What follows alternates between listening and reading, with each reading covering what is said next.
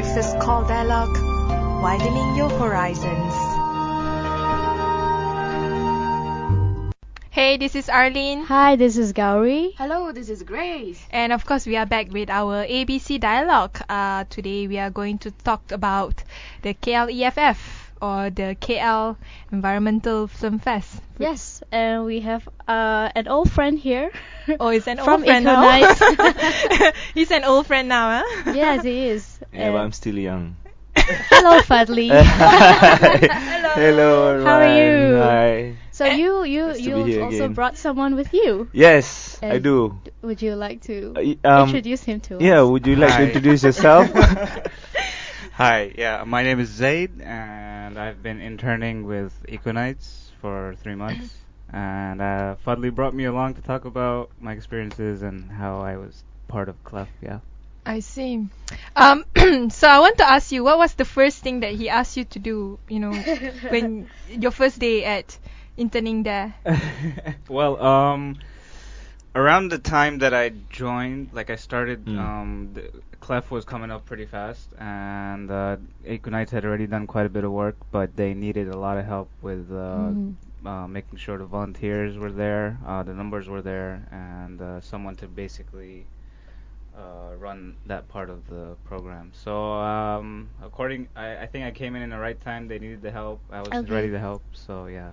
And maybe you time, can yeah. tell us a little bit about your background. What do you study? What are your interests? I'm finishing my degree in biotechnology. And Which my university? it's a really small university, not far from here, Malaysia University of Science and Technology. Okay. Yeah. And yeah, the internship is pretty much the last thing. So for me to finish off my degree, and yeah, I decided to do it at Equinites. And why is that? There must have been a reason why you chose Well, Equinites. it was I heard about it from a friend of a friend, and she had a good time interning with Equinites, and to be honest, I didn't really want to do my internship in sort of a lab or like a 9 to 5 Okay, sort of typical okay. job. I wanted to try something different. Where you and- can actually make coffee and tea for someone, right? Yeah, no, Or running around. where I actually don't need to be making coffee for people, or Yeah. yeah. That's one of the perk, doing internship at Equinites. Are You you don't have to do advertising coffee. your internship? Yeah, no, I think they should, because it's not like a corporate.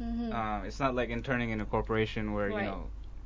in a corporation Everything is so formal and- exactly, and you're given task and you can't do anything different to that. You can't be innovative. You can't really help out with what the company is actually doing. Whereas at Equinites, they're really they're looking for people to come, give input, help out.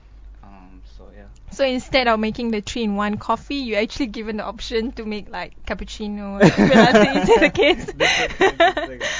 So Fadli, Yep. I know you like tea, so we are not going to talk about coffee. I had Milo this morning, so Milo is okay too. It's fine. So talking about being innovative, the Environmental Film Fest is definitely one of the very innovative initiative by Equinites. So how it turned out? Was it great? How many film submissions was it? And were there any international filmmakers coming to KL? Yeah, wow. This year was really a new experience, even for Equinites. It's the second year we organize it at Publica, and we had to improve. The first year there was a lot of things we need to learn from, and things that we need to move around, and we had some also challenges last year. So this year we really had to put a lot of effort, communications, getting more people to know about it, sharing all the information with different groups, like people who watch films, people who want to come for workshop, people who wants to come and listen to the music, people who want to shop, and there were about 385 submissions.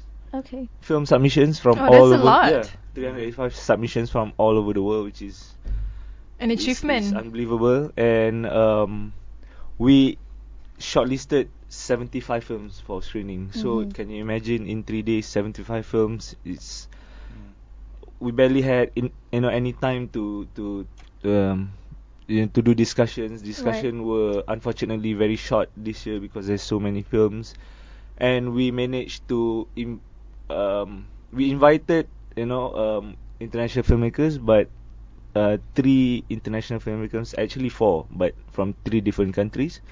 Ross Harrison from United Kingdom, and then for the film Sunset over Selangor, and then Giovanna and Dusan from Republic of Serbia. She's quite far too. And another one not filmmaker, editor, representing a filmmaker from China. So because we didn't have enough fund to bring them over, to pay for everything, so they came on their own expenses. We only helped them on the ground aspect, like hospitality in KL, and it's just that's one of the main highlights. I think we wanted to bring more filmmakers next year, provided that we can convince like interested parties to help us, because it is really something that is important for local people to get to know, not just to watch the film, but also to get to know the filmmakers and to hear the stories behind the film itself. Hopefully we can also throw maybe a special workshop next year for interested it was filmmakers. also to encourage local Malaysian filmmakers to get involved as well. So we had like Ross's film I think had a pretty big reception. Yeah, of course. It's and when quite he talked about how he made it, and how he went to the jungle. he made the movie about Sunset over Selangor. Yeah, about the film- Penan people. Yeah, about Yeah. Penan people. And Yeah. he just took his own handheld Yeah, he camera. was here. Yeah, he was here. So So it was, people easily get connected with the film, and then they were surprised because why someone from out of Malaysia had to come here and made a film about Malaysian. What are There's we another doing about it? there's another discussion. From your experience hosting so many KLEFF and also connecting with a lot of activists and environmentalists in Malaysia, are there a lot of environmentalists in Malaysia that are getting their hands dirty and behind the camera and then trying to tell a story? Because the person Ross is not a Malaysian, but he's passionate about the local issue here, that he actually do it by himself, and he's still a young chap, if I'm not mistaken. Yeah, like early 20s. Right? But what about our local filmmaker or activist or environmentalist? First of all, I won't say anything bad about our local activists or environmentalists, because obviously they are really doing their parts and trying to do what they're supposed to do, like saving the world and getting more people aware about this thing. But I think what is lacking is that the communications part. A lot of people are doing good things, really, like important stuff, but they just don't know how to communicate. And film is one of the ways to communicate to public, but it's not something that is very familiar, or like things that we normally do. I went to Hong Kong sometimes in March, was staying at the hotel, and as I turn the channels around, there's always documentaries about different things, about why people get divorced, all, different stuff. But documentaries outside of in the foreign countries are more people are more familiar with it. They screen it at like prime time. So but not here. Imagine if you do a documentary and it'll be screened in midnight or early morning at 8. Who wants to watch it? So it takes a lot of different people to work towards getting more of these kind of films outside, where more people watch. At 7 p.m. after people come back from office, you will watch all the soap drama, right? So imagine if you just one TV station just screw this, we will screen a documentary for 1 hour, 7 p.m. every day. People might actually start to watch it and understand more. When there's demand, then there's more avenue or allocation or support from different people. So that's why I think, yeah. Maybe you can come up with Eco TV or something. Yeah, I mean that's what we do. We have our YouTube channel. We have all the local films that that was produced by local students. We put it on our YouTube. But it's not enough. That's what I think. It's about getting people to care, because whenever you discuss issues related to the environment, it's very dry, it's very boring. People don't really, they're not receptive to it, because they say, well, yeah, okay, my life is alright now. You're telling me 80 years from now I have to worry about something? Why I'm not going to really worry about it. So, like Fadli said, raising awareness and doing it through films and documentaries. This is your first time actually coming to Malaysia, in Asia. Yeah, I haven't lived in Asia before this, and I've been here 3 years now. So. So, if you compare to Malaysia when it comes to environmental issues and concerns with your home country, which is in Saudi Arabia, could you share some differences or similarities? Well, there's quite a lot of differences, not much in the way of similarities. Mainly because I think overall Malaysia is doing better than, say, my home country or even countries in the Middle East in general. I think the reasons for that are quite a lot. I won't go into it, but for example, the major difference is that Malaysia has a lot more in terms of biodiversity, so you guys have a lot more to save, so to speak. So you are a better man of just sand dunes and all that. Yeah, exactly. Back home we're the world's largest oil exporter, so if that's about it, So whereas here you have so there are more stories to tell if you're talking about environmental there's issues. Quite a few. Yeah, I think that's why people like Ross and the international filmmakers are quite interested to come to Malaysia, because as we know, Borneo is one of the most biodiverse islands on the planet, and the animals and species that you have here in Malaysia are quite unique as well. So I think the issues are quite important here, and I think the work that Econites is doing is quite fascinating as well, with the film festival and so on. So thank you, Zaid. So no more making tea for you.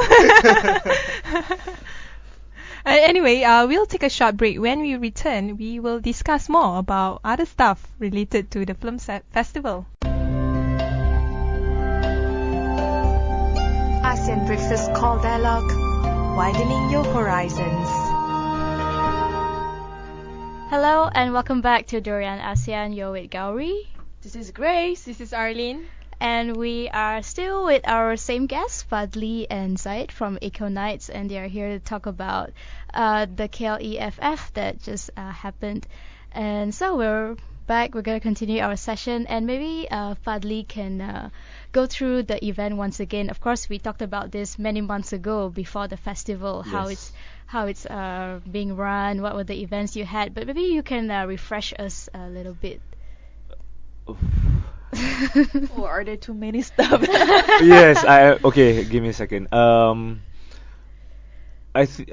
First of all, like I said earlier, the event was I would consider as the best so far in terms of the organization from our part, and then the communications, really trying to communicate with the public and sharing all the information, and then even for our internal processes, we managed to get out to come up with like surveys for the vendors, survey for the audience, and then we did record some videos with the international filmmakers, with the local filmmakers, really trying to get some ideas, information, their opinions on what they think about the current situation with documentary industry in Malaysia, and the use, the importance of technology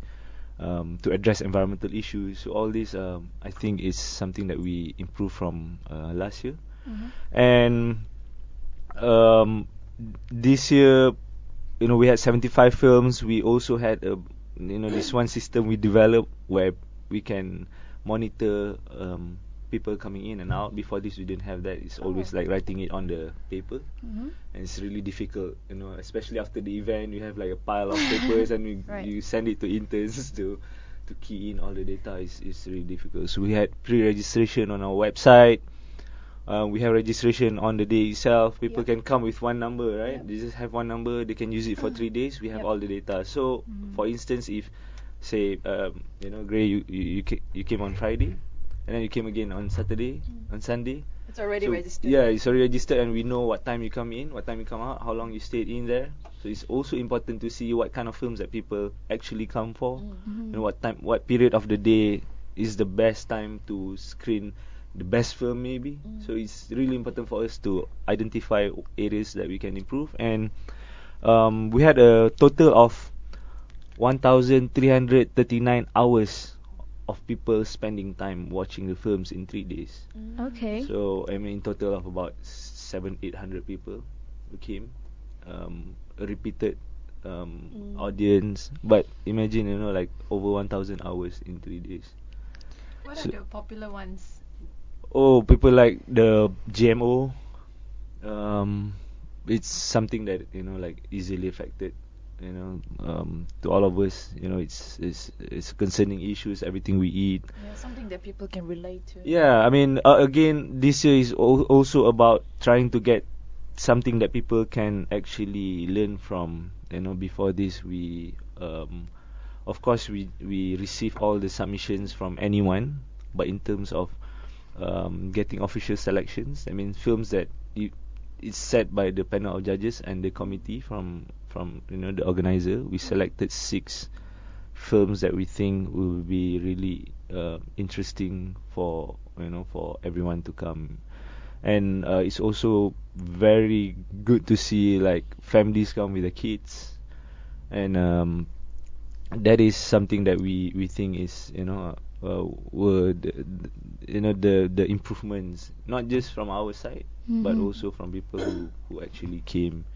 And then we had about I think it's regarding that, it's cool that it was at Publica, like on a weekend. So even people who might not be aware of KLEFF just happen to be there for the weekend, and then with their families. Yeah, and then we had like, how many volunteers did we have this year? Over 200.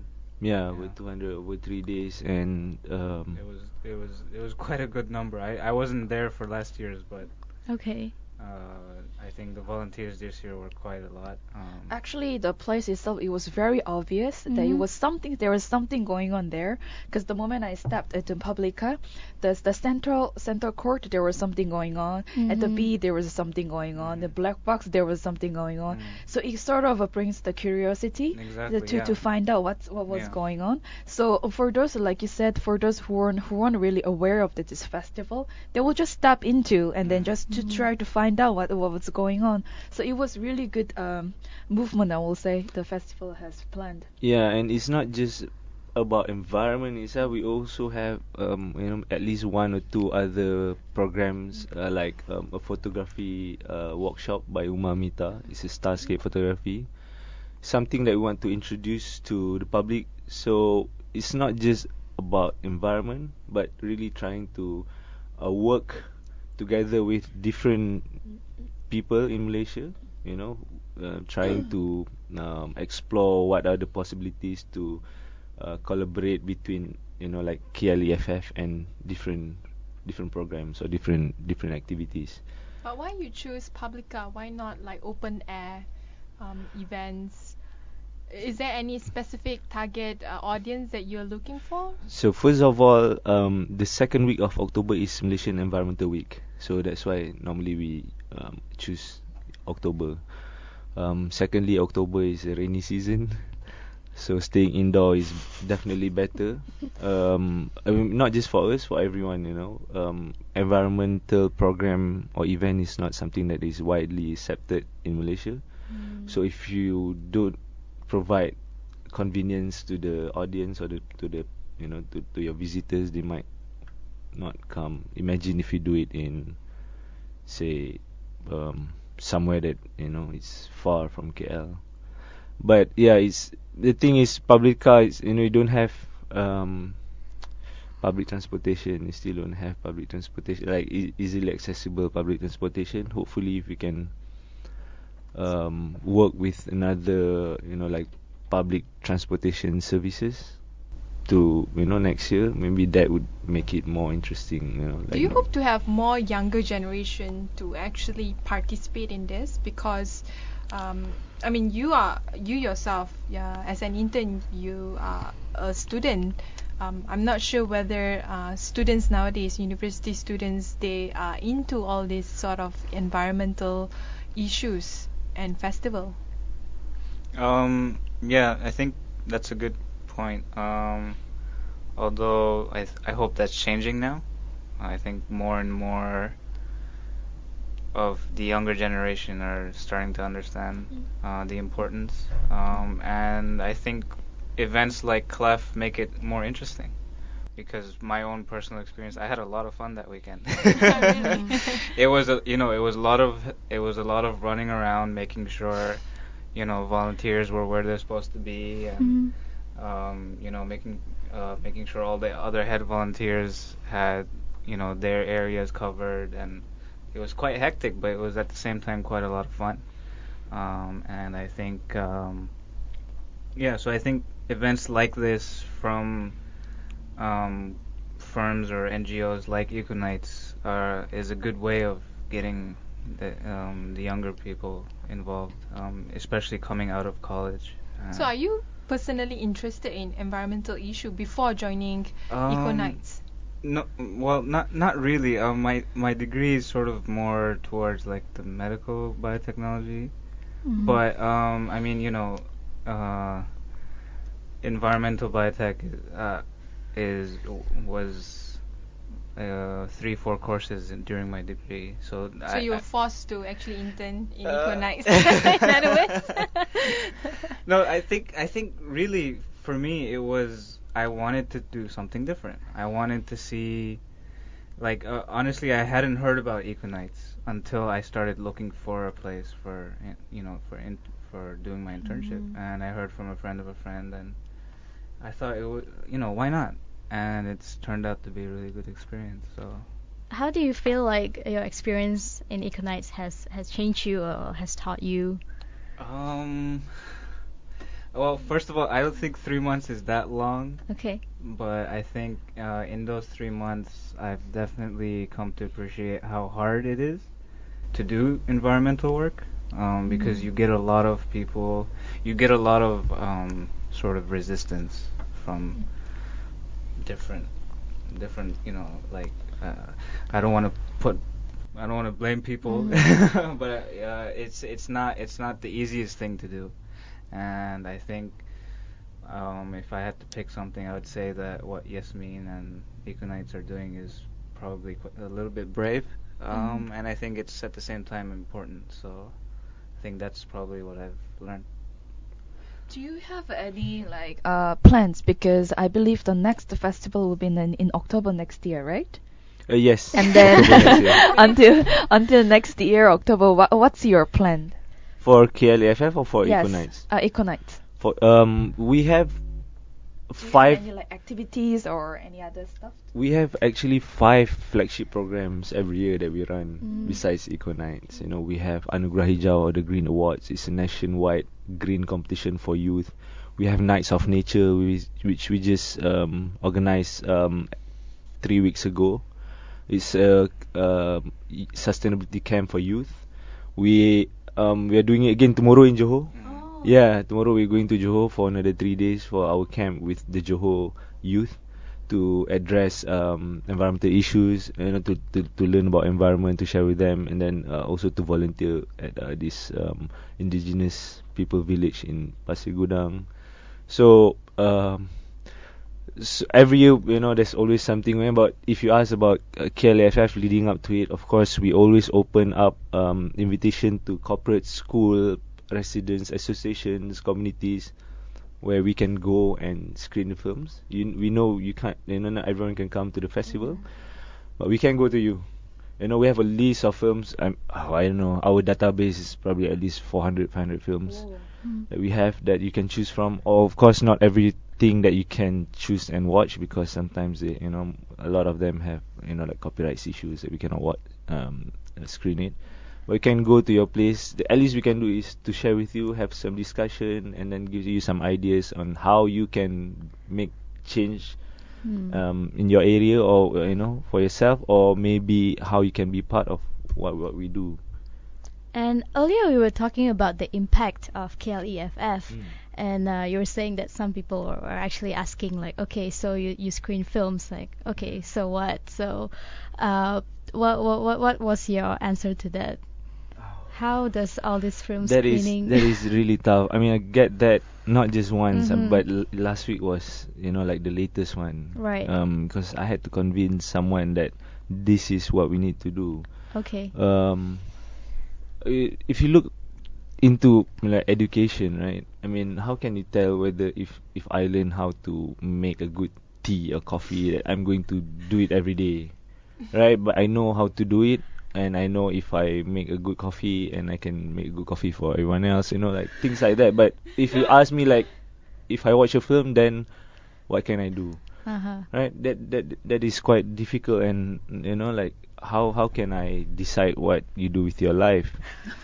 But because we, besides doing screenings, we have workshops, we have continuous engagement with different people. We have competition for youth. If you have kids, if you have children that is around that age, you can encourage them to participate. It's not just about you yourself changing yourself. You can change people around you. You can promote. You can help us share all our stories on on the social media. So there's a lot of things you can do. And if you want to change and say like, oh, I want to be a green person tomorrow, it's not easy. I mean, it's even difficult for, if you ask Yasmin herself, it's constant challenge. Yeah. I had a talk with Zaid about this, and it's this sustainability concept is super complex. It's sophisticated. Even the most brilliant people in the world really can't really tell what's the best. They can't solve it. We haven't really solved how, because we have to literally change the way we live our lives from like individuals to cities. So, imagine if you have to like take out this aircon now, because this consumes electricity. It's difficult, right? You have to start and learn how to make those changes within yourself, but that takes a long time. We are not an advanced country in terms of sustainability or environment. That's true. Actually, if you look at the bigger picture, I'm just putting the focus on Southeast Asia. We are one of the largest consumer of coal.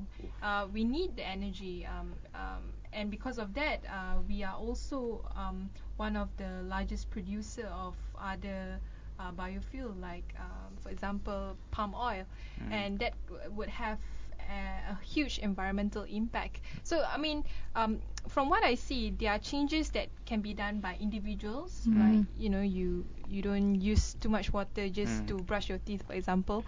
But there are changes that corporations, governments, even society as a collective group can make the change. With Eco Nights, what kind of message that you hope to bring about if you are hoping for change to happen? First of all,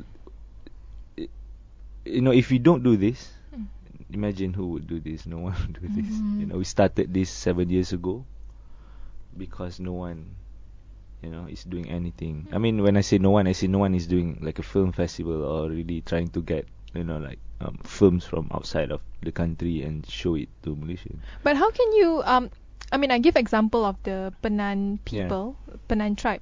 How can you promote an issue without being without having political backlash, because at the same time a lot of the environmental issue, especially concerning lands and concerning commodity plantations and all that, involve some political I would say political clash within it. Oof. How do you popularize an issue, make it is an issue of humanity? It's not an issue of just about Yeah, certain so parties. that like that's what Zaid said. Like what we're doing is a bit, I would say, a bit brave. Because Yeah. it's it's always walking down this thin line between Not pissing not people pissing off. people off. And, Right. But that's the only way to to progress. We have to piss people off. We have to make some noise. And yes, sometimes you get all these questions like just now, like, okay, so what after this? You Yeah. screen films. Skeptic people who think that we are an idealist. but but In my opinion, sorry yeah, to cut you sure. off, but Sure, but no in my problem. opinion, I figured that there were quite a number of international filmmakers who actually made to Malaysia to produce the films and then to view their films. But I hope that many local filmmakers learn something from this in terms of quality, equipment, and the whole storyline itself. Because when I watched all those international films there, it was very beautiful. They were very beautiful, and then the messages were there exactly what to deliver, and then or what they really want from the audience. But I'm afraid to say, but there are still differences between local films and international films. So I really hope that the local filmmakers learn something from all those films from outside. Yeah, I think it's also because of the cost to produce a good film. We have at least one filmmaker that I know is like really out there, which is Lara Arifin. She did Among the Great Apes with Michelle Yeoh. She did all this History Channel, National Geographic level of documentary, which is we work with her for at least 3 years for our Green Awards, because we have a green film category for the competition. So we work with her, try to inspire more young people to to be more serious about documentary filmmaking, or at least environmental related films, short films, even PSAs. We want them to not just think of environmental film as like in documentary. They can do something that is more fun, something that is more accepted. Creative, Yeah, something creative creative, animations. We want to have more of that, because if we are not really a society that spend our time watching documentaries yet. That's why once a year I think is quite okay. And imagine if you do 6 documentary or environmental film festival a year. I don't think people might want to come. So once a year is just like trying to redeem a year of not doing anything about the environment. At least come to the festival. They come to festival, learn something, participate, and at least get to know other people who are in this. Because we're not just working, not just ourselves. We invite different NGOs, different vendors who sell, who's promoting their causes to be there, and to actually try and convince the public to take part of different things in environmental issues. And like you were saying earlier as well, you cannot spoon feed the people. You can probably make the coffee, but you can't force it down the throat. Yeah, I wish So I you could. you can provide the platform, but at the end of the day, it's up to people to make full use of it. Yes, but that's why we engage with volunteers. We engage with different people, because we want to have a collective group of people who are who resonates the same idea or the same vision.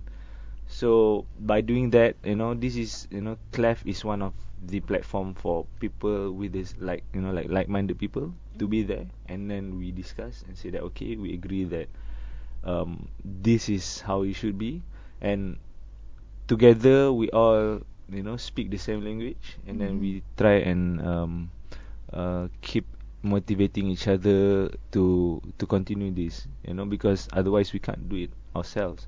So if you have 1,000 people on Facebook who share every story that we write, imagine how many people you can reach. So, but now maybe it's not that big yet, but eventually, we will reach there at some point.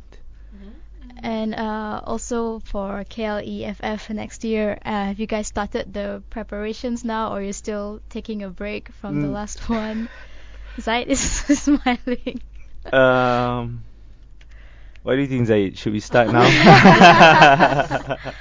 We have started. We have we have prepared for the next year, especially revamping the website, trying to make improvements on like film submissions. We try to reduce the amount of filmmakers sending CDs to us, so we want to make it more online. Maybe try to come up with, like you say, Eco Nights TV, maybe something that people can watch online. So it's those kind of improvements, but the process is the same. Every February or March we'll open the submissions, and then we'll close it middle of the year, and then we select. It's I would say routine, but in terms of how we engage with our audience, is something that we are working on now. So we hope that more people can watch the films online, exclusive. Maybe they have to register and be part of, like a membership thing, where they have access to watch all these films. So every month we will upload like a different film that they can watch, something that we can monitor because everybody, anyone who watch, we know how many people watch, and then we can at least get this data, because nowadays is all about data, about how many people actually pay attention to what we do. Yeah. So we're actually at the end of our dialogue, so I just want to ask the two of you if you have any final messages to our listeners in terms of environmental awareness. Zaid. Yes, Zaid. Zaid. Well, okay, since you want me to, I think what's the biggest thing going forward is for Malaysians to not just become more aware, but to understand the issues that you face as a nation, and because it's true that you guys have a lot of natural resources, and biodiversity in your country is too unique to be thrown away in the next generation or two. So I think just having discussions, people being more involved, whether it's in your community or whether it's within your family, even if you make changes in your own lives or in the lives of others. And I think overall that's a good message to send out. Right, so thank you so much, Zaid. Thank you so much, Fadli, for coming into our studio this morning. Pleasure to be here. And we had a fun discussion, and all the best for KLEFF. I hope to talk to you guys soon. This is Gowri. This is Grace. And this is Arlene. Goodbye, and see you tomorrow. Bye.